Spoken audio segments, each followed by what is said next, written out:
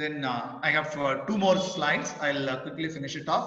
Again, if you ask me, this is only my field. If you ask me what are all the advantage of this code, again, clubbing of 13 legislations. Yeah, 13 legislations getting clubbed, and now it is coming down to only one code. So instead of saying 13 acts, if I say one code, definitely that will have an advantage. Number two, the common definitions, right? So each 13 legislations will have a lot of terms defined, as we saw in the second or third slide. Around 140 plus terms were defined under 13 legislation. Now that is coming down to 58. So the terms are defined in a common manner for the purposes of all the 13 areas. Now, then the common provisions. So except chapter 10 and chapter 11, all the other provisions are common for all the types of establishment, be it a factory or a mine or a plantation or a dock, or in respect of the contract workers or interstate migrant workers. So that repetition is now avoided. Then the concept of inspector come facilitator. So instead of looking at the employers as a maybe non-compliant person, these persons have to necessarily now facilitate, guide them for compliance. Subsequently, even then, if it is not done, then only then they can go for penal action. So again, that is a good move.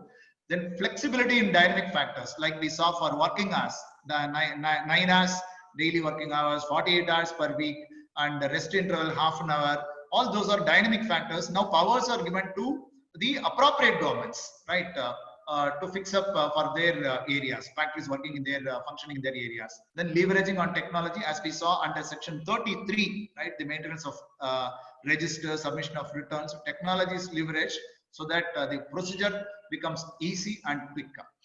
Then provisions for bringing in standards. I think this is for improvement purpose.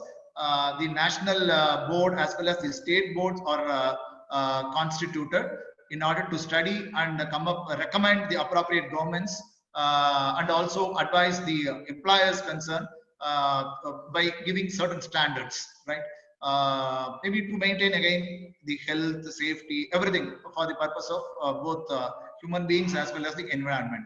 Then the social inclusion, as we discussed, regarding related to transgenders and the definition of the family, those are all point to kind of additional social inclusion. Then enhanced penalties. On one side, even for non-maintenance of registers, I think the fine mentioned is 50,000. 50,000, and it can go up to 1 lakh for non-maintenance of registers alone, right? So I see it. Yes, one side, yes, it is very heavy, but other side, somehow now the attempt is made to make the employers to move towards compliance mode instead of just managing mode. That is how I see it. So that I personally feel that this enhanced penalties could lead to enhanced compliance.